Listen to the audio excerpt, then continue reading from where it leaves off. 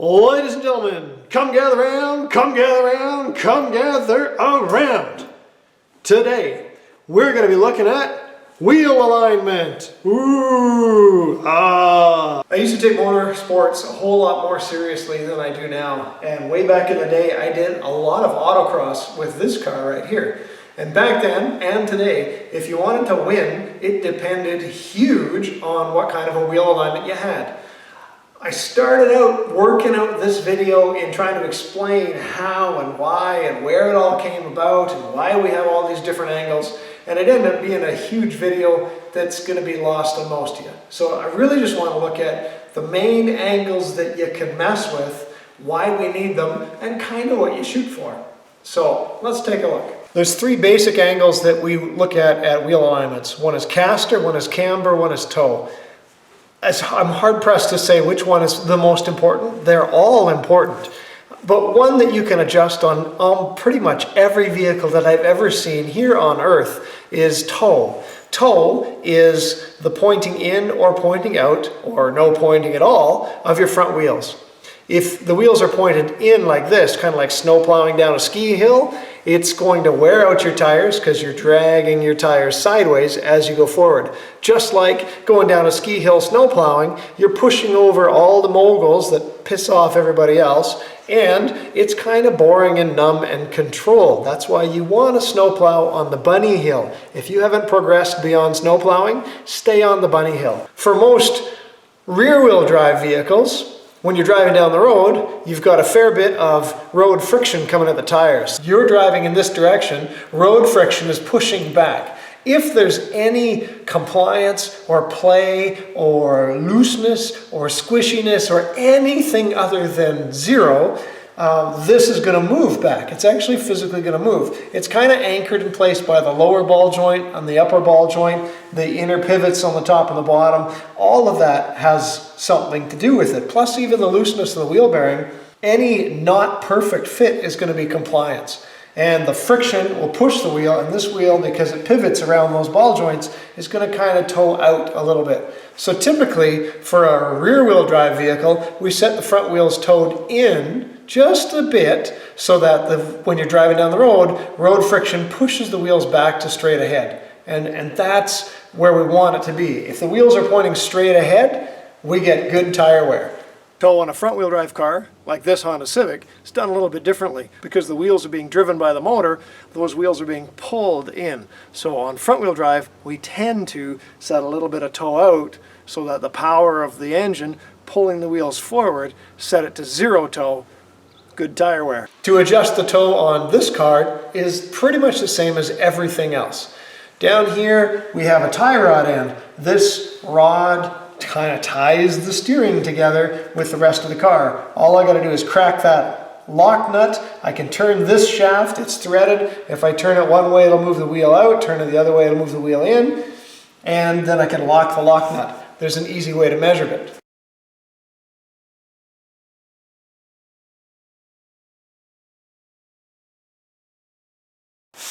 Now the purists out there are going to go, oh my gosh, you can't do tape measures and plates like that. That's like so redneck. That's wrong. You can't do that. Watch me.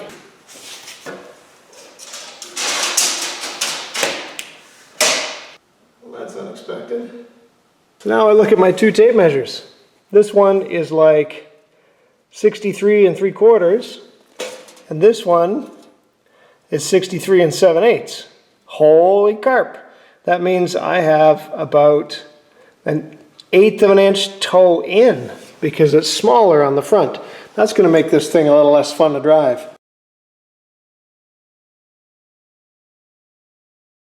So after a quick little adjustment, we're at a fart under 7/8 and a fart under 7/8. This should be fine. I'll be honest, I haven't checked the alignment on this for 10 years. Now I know some of you hardcore guys are going, hang on Mr. Well, when you set that to zero toe, are you nuts? Didn't you just say it's got to be towed in a little bit so that road force makes it straighten out? Yeah, but I'm not as worried about tire wear on this car. I am interested in it driving kind of fun. If I set it to 0 and the road friction forces the wheels to go toe out, this car becomes a whole bunch more fun to drive, because now the wheels are going, we're turning, we're turning, we're turning, we're turning, we're turning, we're turning, we're turning, we're turning, we're turning, and it's responsive. Some would call it twitchy. I call it responsive. And so this should be a whole lot of fun. I'll give you some feedback once I take it for a trip. Toe, surprisingly, is not the first thing that I set when I do an alignment. I did here because it's easy to get to, and it's good to show you because every car has adjustable toe. What the other angle we want to deal with is camber. Camber is the tipping in or out of the wheel this way. So if the tire tips in, it's going to handle better, but it could wear out the tires. Everything comes with a price. So I don't know if you can see this. The back wheels are on a solid axle. There's no independent suspension on this. It's just a stick axle. So the camber never changes on these. Although interestingly, there's a space here. So there's a little bit of a gap here. So this back axle actually has a little bit of camber in it. Interesting, that's good. That can benefit me in handling. Let's see how the front's doing. The front's got some camber too. It looks like a little bit more. Typically, for a performance car, you want a little bit more camber in the front, where the top of the tire is tipped in a little bit more. Reason for that is this. You'd like to think that your wheels should be straight up and down on either side of the vehicle, because then the tires will be perfectly flat on the ground and you'll have perfect tire wear. And that would be true if you never turned any corners at all. But as you probably know, if you go around a corner, the weight of the car goes this way, the suspension is going to kind of do this. And if this wheel tips over and loses the contact surface of the tire, if that tire starts to pull its tread off the ground, it's not going to grip that well. So what we do is we'll tip the wheels in a little bit so that when you go around a corner and the body leans over, this guy is straight up and down on the ground. If you go around corners like normal people, you don't need a lot of camber. But if you like to drive spiritedly, you're going to want more camber. Most cars I set up, if it's just a street car, I'll go like 1, maybe 1.5 degrees of camber. That's not very much. If you want to get more aggressive, I go to like 3 degrees. I've done 4.5 degrees on some cars that have bad suspension dynamics. But whatever you do, you want it so that when you go around a corner, this wheel's straight up and down. This one we don't care about at all. It can be off the ground, I don't care. I need this one straight up and down. So camber can benefit cornering. It takes away from braking because you don't have full tread on the ground, and it takes away from acceleration on driven wheels because you don't have full tread on the ground. You got to find that balance between awesome and I don't go through a set of tires in a month. One way that I have set up camber is to use this digital angle gauge that I got at Canadian Tire for like 35 bucks or something. But I needed to attach to something.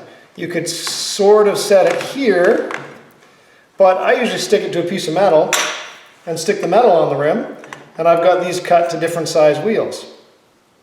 Right now it says we're at 88.5, which would be 1.5 degrees. So this is sitting at about 1.5 degrees of negative camber, which is about perfect. Another way to do it is this. I have one of these kits, which is a camber caster gauge used for circle track racing, and you can put that magnetically stuck on the front of the wheel, preferably the hub, and we get this happening. So I got a bunch of different bubble levels. This bubble level is sitting here, and it's just a little bit below 1.5 degrees, it says about 1.4. So assuming I trust this, or assuming I trust this, I'm in the ballpark of somewhere in the neighborhood of 1.4-ish degrees. To be truthfully honest, this said 88.6, which is 1.4. That's close. It will work. I know the hardcore purists are like, you can't do it like that. That's not precise enough. You're watching me do this. It works. On this bubble level, did you see the words caster on there? Why, yes, you did. Caster is the other angle that we're going to look at. Can you think of some place where you've heard of the word caster before? Why, yes, a caster wheel. Woohoo! You've seen these on shopping carts and toolboxes and anything that you need to move around that has wheels. And if you've ever played with a caster wheel, and honestly, who hasn't, The wheel always follows the steering axis, always trails it. In fact, the distance between the steering pivot up here at the top and the middle of the wheel at the bottom, the distance there is called trail, and we want the wheel to trail that. Now, we can't really adjust that too easily. However, we can change the steering axis. If our steering axis is straight up and down, this thing will steer really nicely, but it's not going to be very stable. We want it to be stable, like a caster wheel follows wherever you go. That thing is stable. You get the shopping cart where that one wheel's doing the hippie shake shake. That's a problem. You ever driven your car super quickly in reverse? You know what I'm talking about, and I won't tell your parents. If you're going backwards really quick, those wheels have caster in them on your car. And when you're trying to go backwards and reverse, those wheels are trying to flip around, just like a caster wheel on a shopping cart. So we can make it stable if we give it some caster, and it'll be stable while we're driving forward. And it'll be while we're going in reverse. But most of us drive forwards. And so we want our vehicle to be stable going forwards. To do that, we give it a bit of caster. Fun fact, do you know that one of the differences between the regular BMWs and the BMW M3 is the M3 has more caster? Interesting. Makes it more stable. Kind of makes sense, doesn't it? Downside, gives you more steering effort. We'll get to that. When I built this car, in some ways I was an idiot. One thing I did not do is provide any way to adjust caster on this. I can adjust camber. I can loosen off that lock nut and then turn that ball joint. It's actually a tie rod end out of a bigger vehicle. I can turn this rod end out and change the camber out or bring it back in. A pain to do because I got to pop this out, split the taper joint, get it apart, adjust it, put it all back together, settle the suspension, and then see if it worked. I haven't touched it for years. It's fine. I'm going to be happy with it. But there's no way to adjust caster. Caster is going to be the angle. If you drew an imaginary line through here, what angle would that be with respect to vertical? When I built this, I designed it with 7 degrees of caster. It's a Super 7. 7's a good number to have. So I got 7 degrees of caster. To measure caster, I like to use this bubble gauge. It's just easy. I've got it magnetically stuck to the wheel. I'm going to turn the wheel back a little ways. This particular one comes with a little bit of an angle to give you an idea of how far to turn the wheel.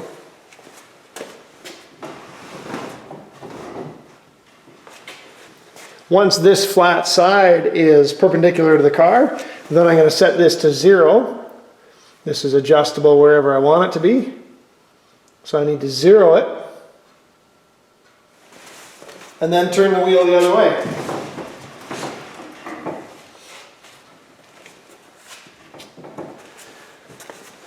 And the reading I get on the camber gauge tells me how much caster I have. And right now that bubble is bang on 7 degrees. One of you is probably going, wait a minute, Mr. Wildwood. When you did camber on the other side, it was almost 1.5 degrees. And on this side, we're at 1 degree.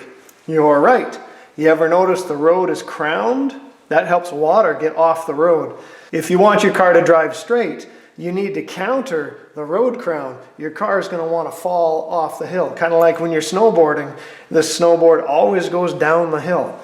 So if the road's always crowned, you need to make your car intentionally go this way by itself naturally. And one way to do that is to take and give you just a little bit more negative camber on the passenger side so that it will pull to the left and counter your road crown. Some people use caster to counteract road crown, and they'll put a little bit more caster in one side, so more weight of the vehicle is on this side, pushing that wheel over more, which makes it pull in this direction. I find a difference in caster affects braking, and when you step on the brakes hard and all the weight goes onto one side, that extra weight on the extra caster side pushes that wheel more. So if you hit the brakes and your vehicle changes lanes, if it's not a braking issue, it's a wheel alignment issue and it's a caster issue. Let me show you an example. I used to have a Nissan mini truck years ago that I had lowered and done all kinds of stupid things to it. When I stepped on the brakes, the truck would try to change lanes. First thought is there's something wrong with the brakes. So I took the brakes all apart and took a look at everything, and everything was fine. So what the heck? Why is this trying to change lanes when I hit the brakes? And then I started thinking, I think it's a caster issue. This is the control arm from that pickup truck. The truck had been stolen, smashed, recovered, repaired, and then re-inspected and sold. And like a sucker, I bought it. And they never changed this bent control arm. You can see how this and this doesn't line up. This thing got hit so hard it bent the arm, which changed where the ball joint was, which changed the caster, which caused a braking issue and a little bit of a pull on the highway.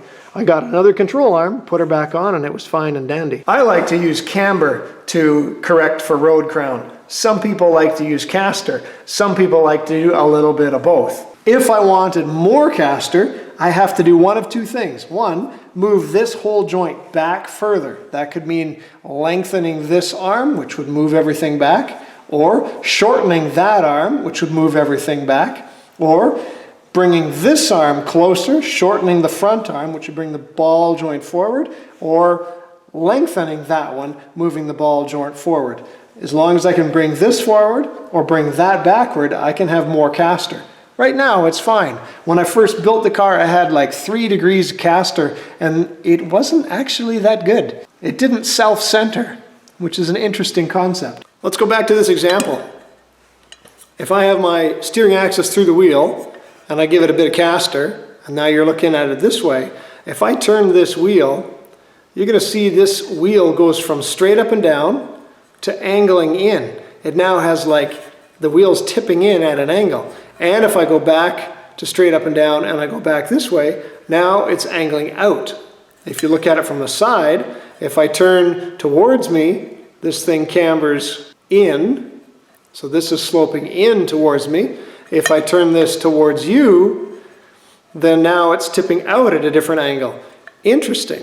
So maybe you want to have better handling and you want to have more camber, but you don't want to have the stupid tires sitting sideways that just eat off the inner inch of your tread. What if you just gave it more caster? If you give it more caster and then you turn, oh look, we're getting more camber as when we're turning, which is when we need it. Cool. Maybe BMW knew something. But I also mentioned self-centering. When I'm looking at this, I tip it back and you're looking at it from the end there. When I go to turn the wheel this way, look at what happens on the bottom here. Right now it's straight up and down, and as I turn the wheel, it's now making this part lower. Find the steering axis, and this is the spindle the wheel attaches to, and I go back at an angle like this, and I'm turning off to the left. This wheel's going to come up and kind of lift the wheel off the ground. And if I'm going to go that way, this wheel is going to pivot that way. It's going to push the wheel into the ground. And you can actually see that happening when you turn the wheel of your car. Watch. Check out the bubble level while I turn the wheel.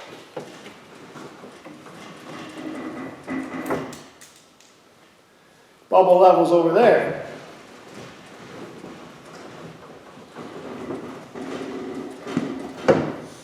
Now the bubble level's over here. So I turn to the left, this side of the car got higher.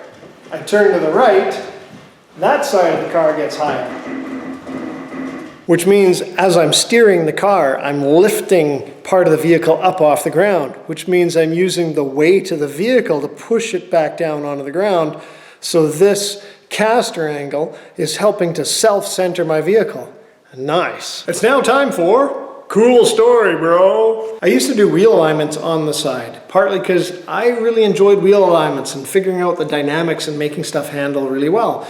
And I did my own vehicles, and then I did buddies' race cars, and then I did buddies' real cars, and then I did friends of buddies, and then people I didn't even know would get a hold of me wanting to get a wheel alignment done.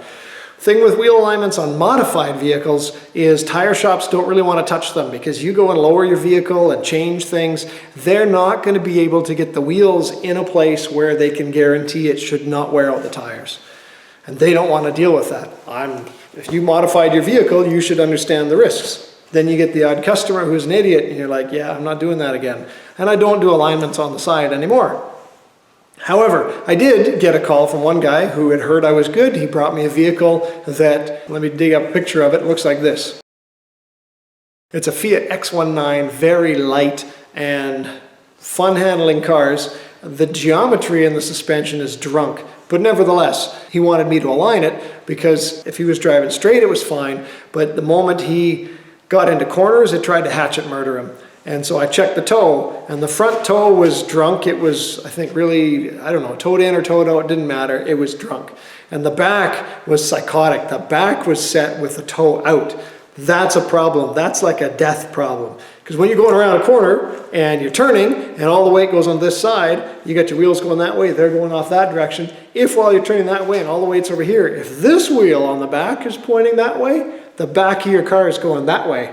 The front of your car is going that way, back of the car is going that way. That's usually one of these, which can be fun, but not fast and very hard to control. So I dialed it all back in for him, and it handled really good for the first run until he got kicked off the racetrack because it was too loud. So he ran and got a muffler, put it back on, got back on the racetrack and blew up his motor. Cool story, bro, too. I used to race a Nissan Sentra.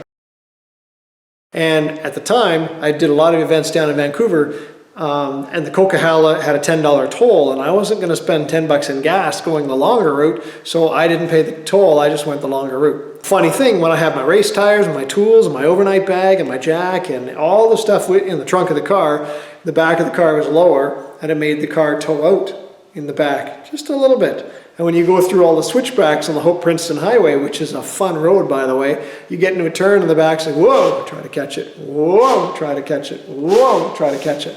If there was nothing in the trunk, it was fine. But when the trunk was heavily loaded, towed out, and that was a scary death experience. Never spun it on that highway. Cool story, bro. 3. Got a friend with a Mazda Miata. I know, it's a hairdresser's car, but his is ridiculously quick. He brought it to me for an alignment. I worked my magic and I did what I thought would be a good setting, and we run like 3 1/4 degrees of camber in the front and like more on the back, and it's just a stupid looking alignment setting, but his tires wear perfectly flat. Why? Because he's cornering like a madman, and the car is doing this and we're running on that tire. We corner the other way, now we're running on this tire, and while the wheels are set up stupid, the tires wear off perfectly even. So we talked about camber, the tipping in at the tops, or tipping out if you're drunk, of the tire, which gives you either handling or better tire wear. We talked about caster, which is the tipping back of the steering angle, which makes it stable, but gives you harder steering effort. And we talked about toe, of turning the wheel in or out. Those are the 3 main angles that you can do something with in a vehicle. Toe is almost always adjustable. Camber and caster depends on the car. Sometimes you can make them adjustable. I'm currently working on this truck. It's a 1961 Chevy pickup. I changed the caster in the front suspension. So this is a little hard for you to see here, but this is the upper control arm. That's the brake and the spindle. Down below you can see the lower control arm. What I want you to see is how close the left side leg of this control arm behind the shock absorber, how close that is.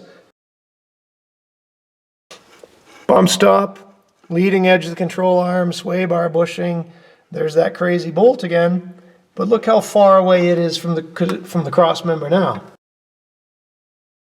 This control arm has been moved forward 3/4 of an inch. So taking that lower control arm and moving it forward moves the lower ball joint forward 3/4 of an inch. The top one's not going to move, so the spindle starts angling back, which gives me a little bit more caster. Yes, that's part of my exhaust pipe poking through. That's a different video. And yes, fearless students, while this is related to the steering unit in our theory section, this truck was converted to rack and pinion steering, but that's a different story.